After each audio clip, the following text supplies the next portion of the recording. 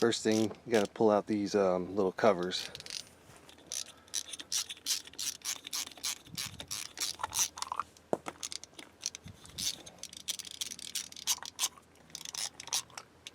Now we can crack these lugs loose.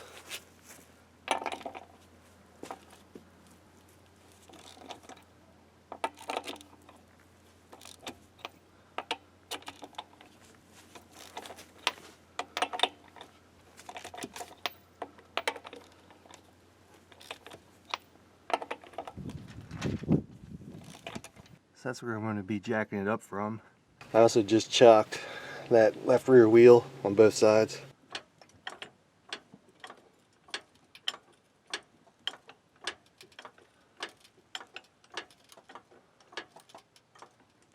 I think my stand's going to be able to catch the axle tube right here.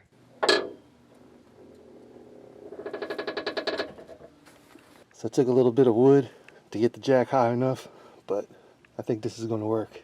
Side is a little bit tricky because it has the parking brake cables come through that same spot where I want to put the jack. So I just pushed this one up out of the way, was able to finagle the jack in there, giving her a good shake. Make sure she ain't going to fall. Now I can pull this wheel off.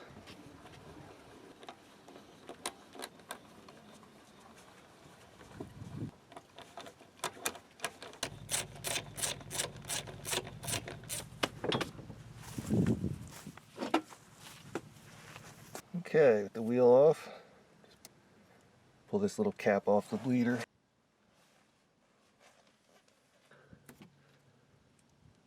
Now we can hit this guy with some PB.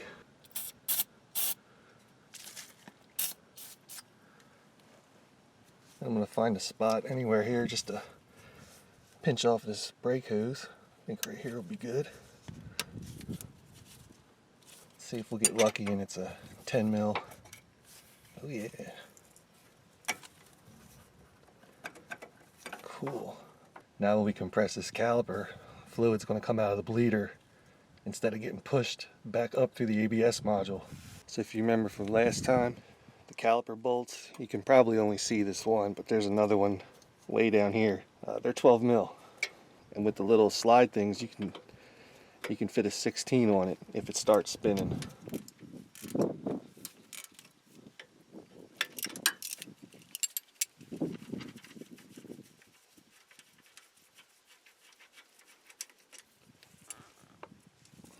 Like I said, you probably can't see this one.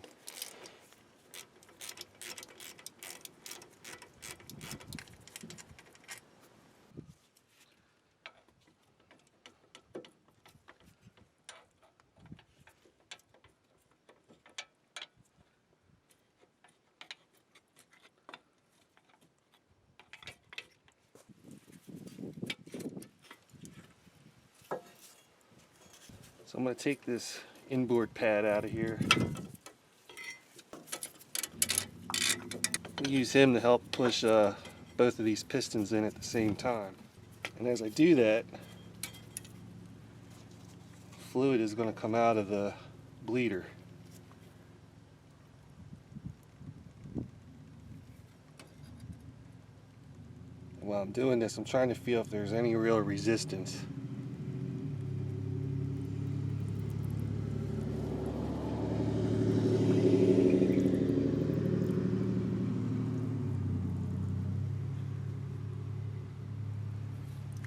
See, if I've got to force these pistons back in, it's getting a new caliper. Hopefully it doesn't need a new caliper.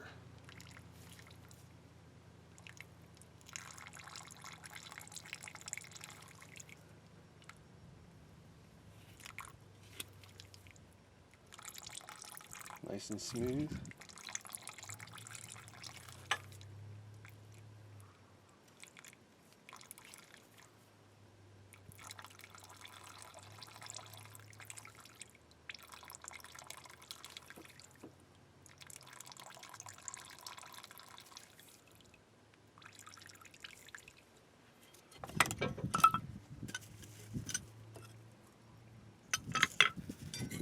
Go ahead, take Mr. 10 and just snug them up a little bit. Nothing crazy.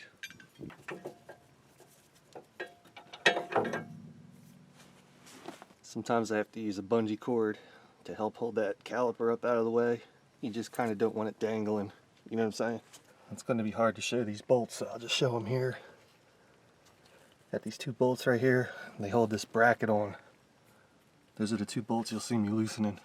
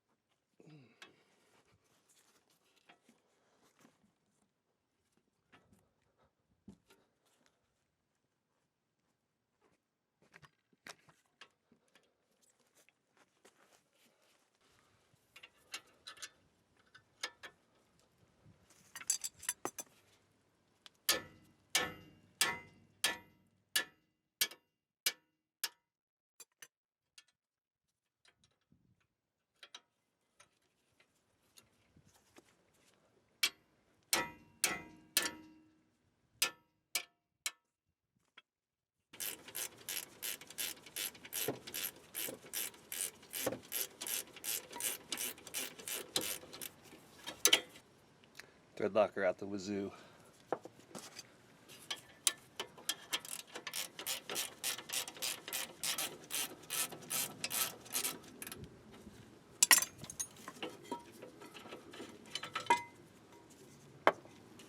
Alright. Well, this rotor's never been off, so we're just going to pop these clips off of here.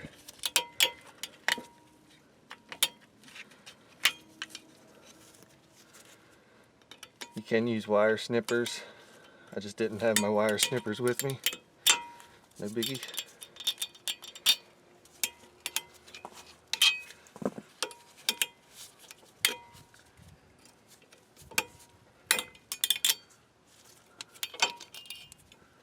And then I'm just going to put a mark right on one of the studs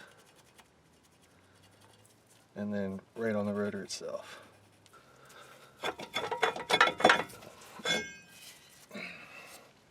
If you remember on my buddy Silverado, I cleaned all this up. I'm just going to leave everything the way it is. The only reason I took this rotor off was to get rid of some of the glaze. See how shiny that rotor is? Let's look a little bit closer. See, I can like almost see my fingerprint in the reflection in the rotor. I want to take that out. So I'm just going to knock the glaze off of it and reuse it. Remember, this rotor's in spec.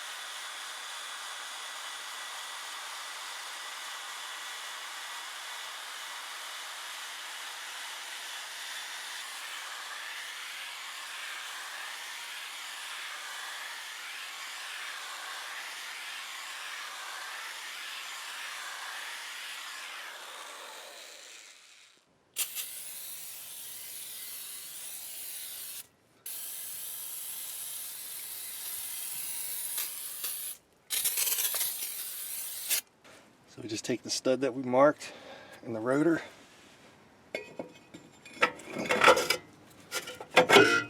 Got an old, I think this was out of an idler pulley.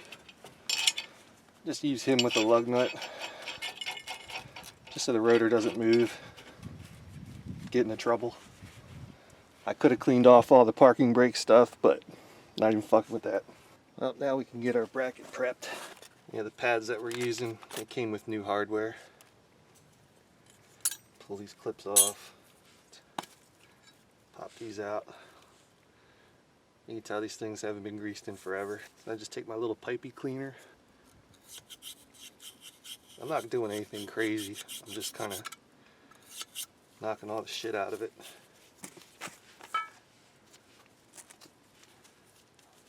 Not do anything crazy, just want to knock all that shit off of it.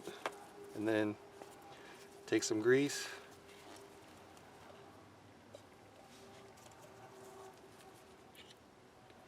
Just go all along the slide.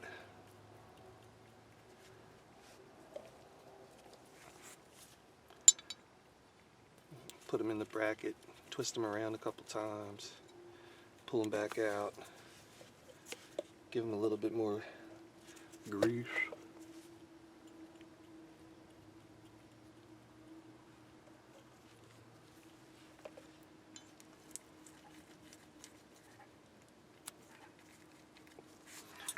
Then we'll just repeat for the other one.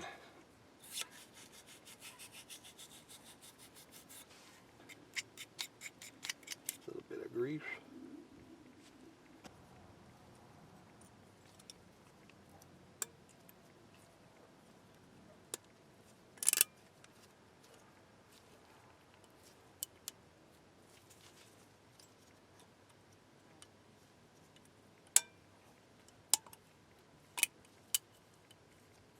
Here's a better look at that clip pushed in all the way.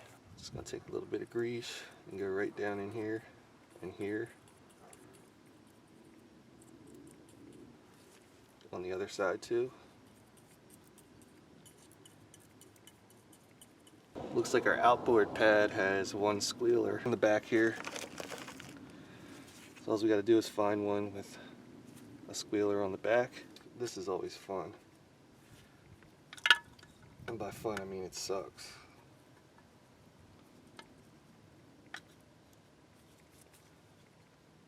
See where the pad makes contact, like down in here? That's why this is all greased up. This is everywhere that the pad is touching. Here's a look at our inboard pad. It's got the squealer on this side. I'm assuming that's how it's supposed to be.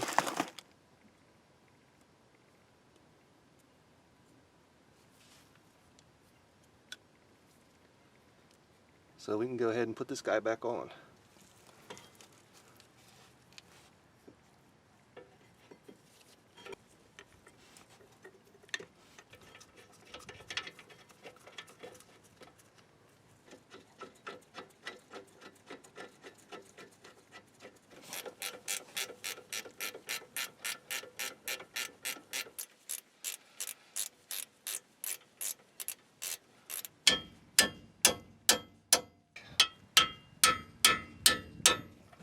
Take your caliper out.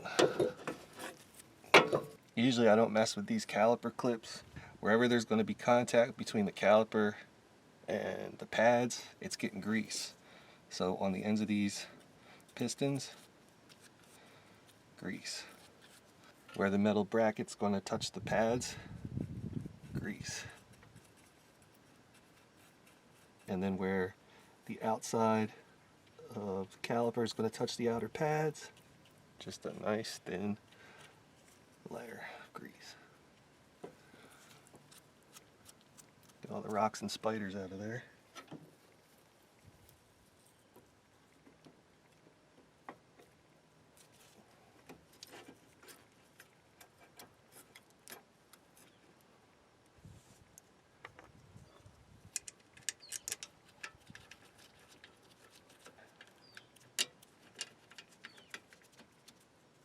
Mr. 12mm again.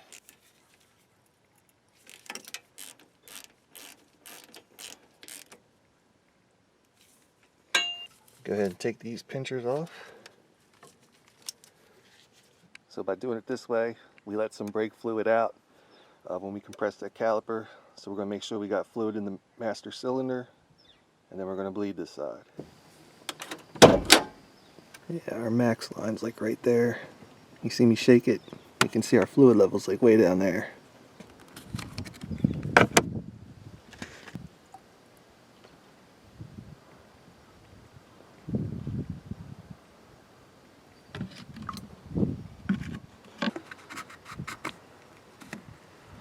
I want you guys to see what I see when we're doing this. So go ahead and pump it up.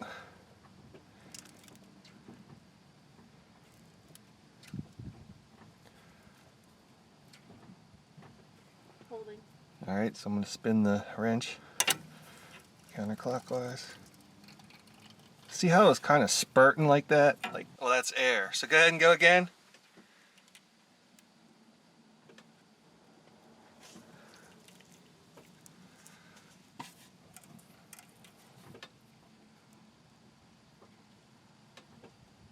Holding. See that? Gush. All right, again. I guess the best way to describe it is just see what I see when it's done. You'll notice that it's just fluid. Holding. There's no gushes. See, that one had a little gush on it. All right, again.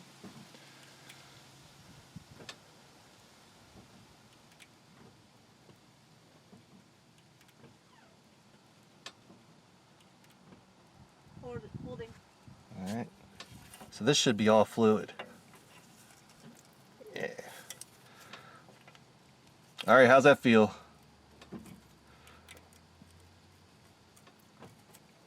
Good.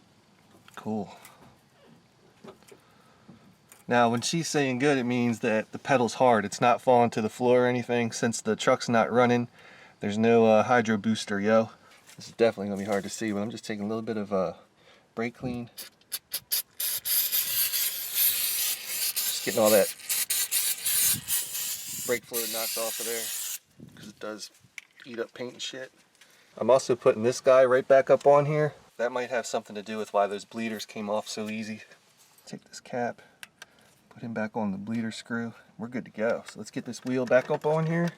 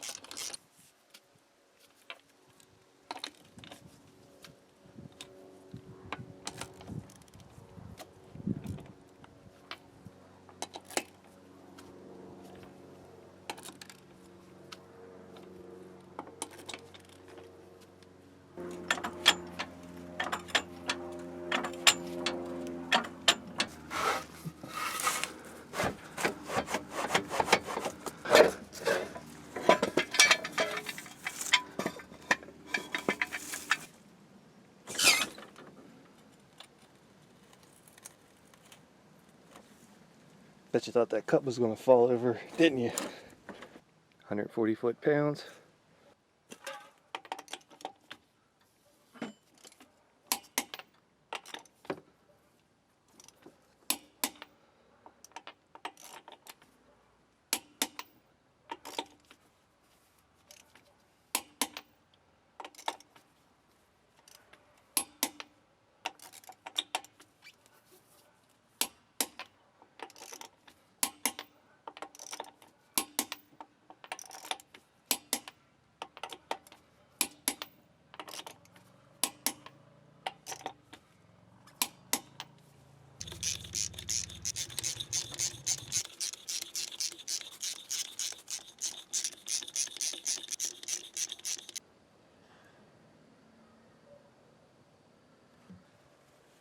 Nasty off there. What the fuck that was. Alright, we're gonna go for a ride. So the way I do this is just like what you guys might have seen if y'all watched the Silverado brakes video not too long ago. I'm gonna do a couple slow speed stops here in the development, so maybe get her up to whatever, 20, 25, and then just lightly, politely come to a stop, nothing crazy. So again, we're going to get up here to whatever, 20, 25. So I've done 3 stops basically from, 25 to, completely stopped or whatever. Now I can kind of just drive kind of like normal. So everything seems pretty cool. Really the only thing I'd really have to worry about right now is noise. This truck didn't have any vibration or pulsation while braking. It didn't have any noise. If you guys remember, we just checked the brakes in this thing and it was pretty low on the right rear outboard pad. Since the rotors were still in decent condition, I just salvaged them, knocked the glaze off, and we should be good to go.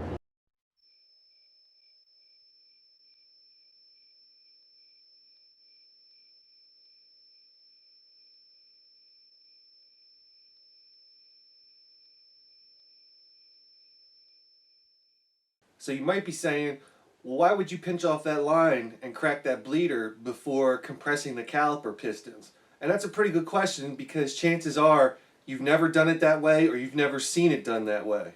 Now that's something that I only do with GMs that have ABS brakes. Now on other vehicles, whether it's Nissan, Toyota, Ford, Honda, I'd do it the regular way and I wouldn't have to bleed anything afterwards. So what makes GM so special? Now I don't have a scientific explanation as to what happens, but I've seen this a lot on, the Trailblazer Envoy, Tahoe Yukon, Silverado Sierra, even the little S10 and the little Blazers, even on some of the GM cars. So typically on ABS systems, fluid goes from the master cylinder to the ABS module, and then from the ABS module to each of the wheels. We're using what's called a 4-channel ABS system, in this example. Now normally fluid moves both ways, but it seems that when you force a lot of fluid, for example, the amount of fluid that's inside one of the calipers, if you force a lot of fluid backwards to the ABS unit, it fucks it up. Now typically the symptom afterwards would be that now you have no flow to the affected wheels. Now I've had many times where a GM vehicle came in with a complaint like the brakes suck, or the front end nosedives during braking, and this is after a typical brake service, and in every case it needed at least the ABS module replaced. So why is replacing the ABS unit such a big deal? Well, you've got the cost of the unit itself, you've got the labor for somebody to replace it. In a lot of vehicles the ABS unit has to be initialized. In this case, something like the Tech 2 or an equivalent high-end scan tool. Some vehicles you need a fancy pressure bleeder along with the scan tool. Then you've got the cost of fluid. Then factor in that there's a chance that the lines may become damaged and have to be replaced during removal and installation into an ABS unit. Then factor in that the calipers may have stuck or frozen bleeder screws, and the calipers need to be replaced. I mean, I've seen repair bills up over $1,800 due to a series of unfortunate events that all started with a routine brake service. I don't mean for this to sound like a scare tactic. You can do it your way, and odds are you'll be fine doing it your way. But I feel that I've seen this so much on GM vehicles that I'm kind of obligated to share that with you guys so you guys don't get any unexpected surprises. And I also show that I'm taking the extra steps when it's on my personal vehicles and I'm not getting paid to do it. So it's not like, I'm making more work to do. You know what I'm saying? It's this is how I do it on mine, even though I'm not getting paid for it. This is how I would do it on somebody else's vehicle when I'm getting paid for it. Now, a long time ago, I posted this on the internet, and some people got pretty upset by this. They pretty much said that, they had been replacing brakes since Return of the Jedi came out, and they've never had to do it this way, or whatever. And then some people said, that's total bullshit. If GM wanted you to do it that way, it would be in the service information. Okay, well, the service information says, never clean out the throttle body. So are you going to replace the throttle body every time you disconnect the battery or whatever? Yeah, I don't think so. If you want to say that the service information is the be-all end-all of how to do it, then don't clean the throttle body. Just replace it like they suggested. So for the argument about the service information, you can't pick and choose what you want to believe. You know what I'm saying? That kind of reminds me of something else. If you want more information, go on some of the forums for the Silverado Sierra or Tahoe Yukon, or even like my big truck.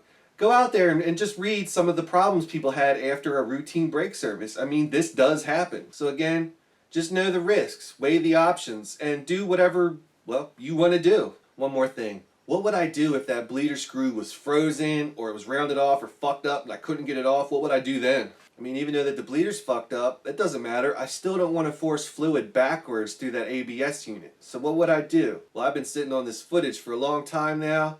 I had the same exact thing happen on my buddy's Silverado.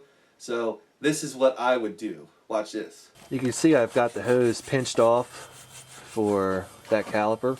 And another thing worth noting was the bleeder on this caliper is also frozen. I can't get that off, so we're not even going to fuck with that. When I go to compress this piston in on this Silverado, fluid's going to come out of here. And the reason I'm doing this, and also have that hose pinched off, is because I don't want fluid going back into the ABS unit. There is a chance, whether it's a small chance or a big chance or whatever the fuck you want to call it, there is a chance that forcing fluid backwards through the ABS unit will fuck it up. I think you guys are going to be able to see this. It's the same caliper and all that shit. And as I compress this motherfucker, can you see that by my finger? I know it's probably a little bit of a bitch to see what I'm doing. Some people, you know, thought I was bullshitting about doing this. I'm not a bullshitter. I didn't go up to the Poconos, fuck 20 girls in one weekend. I didn't get any pee in the pee. Alright, man, go ahead, pump it up. Alright, hold it down.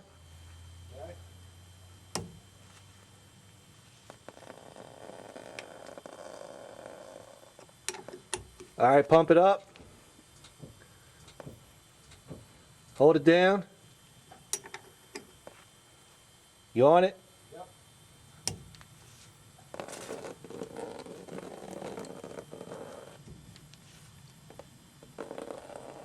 Yeah, that's cool.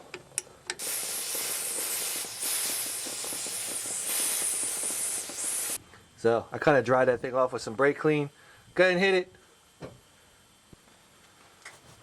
Alright, man. Yeah. As far as, you know, forcing fluid back through the ABS unit, and I don't care if I gotta be out here till it's dark, you know what I'm saying? We're doing it my way. What would have happened if we did it, you know, the conventional way?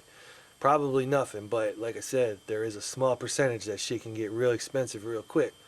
I'm not taking that chance, you know what I'm saying? This ain't even my fucking truck, you know what I mean? So I don't know. I don't know where I'm gonna splice this in, but I'll splice this in somewhere. So there you have it, brake service on a Tahoe.